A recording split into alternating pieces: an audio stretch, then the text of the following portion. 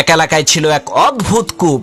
লোকেরা যখন ওই গহীন অন্ধকার কূপ থেকে পানি তোলার জন্য কূপের মধ্যে রশিতে বাঁধা বালতি নামিয়ে দিত, তখন ওই রশি ঠিকই থাকতো, কিন্তু বালতিটা কূপের মধ্যে উধাও হয়ে যেত। এই আশ্চর্য ভুতুরে কাণ্ড দেখে এলাকার সমস্ত লোকেরা বলাবলি করতে লাগলো যে নিশ্চিত এই কূপের মধ্যে জিন ভূত আছে। এলাকার সমস্ত গণ্যমান্য ব্যক্তিরা একত্রিত হয়ে দেশের বড় বড় কবিরাজদেরকে নিয়ে আসলো ওই কূপ থেকে জিন ভূত তাড়ানোর জন্য। কিন্তু দুঃখের বিষয়, কোনো কবিরাজই এই সমস্যার সমাধান করতে পারলেন না। অবশেষে সেই এলাকার একজন দুঃসাহসী বালক বলে উঠল, আমি এই কূপের ভেতরে নেমে দেখবো এর মধ্যে আছে কি। ছেলেটির এই কথা শুনে এলাকার সমস্ত লোকেরা হতভম্ব হয়ে গেল। সকলেই তাকে বলতে লাগলো, ভাই এই কাজ করা তোমার মোটেও ঠিক হবে না, এটা কিন্তু তোমার আত্মহত্যার শামিল। তখন সেই ছেলেটি বলল, ইনশাল্লাহ আমার কিছুই হবে না, তবে আমার একটা শর্ত হচ্ছে, যেই রশিটা আমি মাজায় বেঁধে এই কূপের মধ্যে নামবো, ওই রশিটা তোমাদের সাথে আমার পিতাও যাতে ধরে রাখে। এলাকাবাসী বলল, এটা আবার কোনো শর্ত হলো নাকি? ঠিক আছে, তোমার পিতাও আমাদের সাথে রশিটা ধরবে, কোনো চিন্তা করবা না। কথা অনুযায়ী মাজায় রশি বেঁধে সেই ছেলেটি কূপের মধ্যে নেমে দেখতে পেল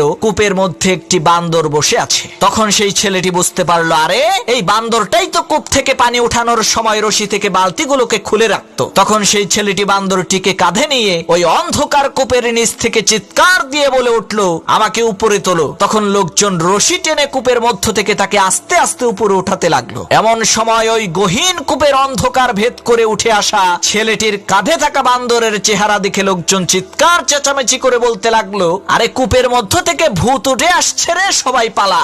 ভূতের কথা শুনে যে যার মতো এদিকে ওদিকে ছুটে পালিয়ে গেল। কিন্তু ওই ছেলেটির পিতা রশি ছেড়ে কোথাও গেল না, কারণ তার কলিজার টুকরা সন্তান যে ওই কূপের মধ্যে আছে, এ কারণে সে তার সমস্ত শক্তিকে একত্রিত করে রশি টেনে একাই তার সন্তানকে কূপ থেকে বের করলো। এরপর দেখা গেল তার ছেলে কূপের নিচ থেকে কাঁধে করে একটি বান্দর নিয়ে এসেছে। তখন সেই ছেলেটি তার পিতাকে বলল, বাবা আমি জানি আমার বিপদে সবাই পালিয়ে গেলেও তুমি কিন্তু পালাবে না, এজন্যই আমি শর্ত জুড়ে দিয়েছিলাম যে আমাকে টেনে তোলার রশিটা যাতে আমার পিতা ধরে রাখে। প্রিয় ভাইরা, এখান থেকে বোঝা যায় যে বিপদের মুহূর্তে সবাই আপনাকে ছেড়ে পালিয়ে যেতে পারে, কিন্তু আপনার মা বাবা আপনাকে বিপদে রেখে কখনোই পালাবে না ইনশাআল্লাহ।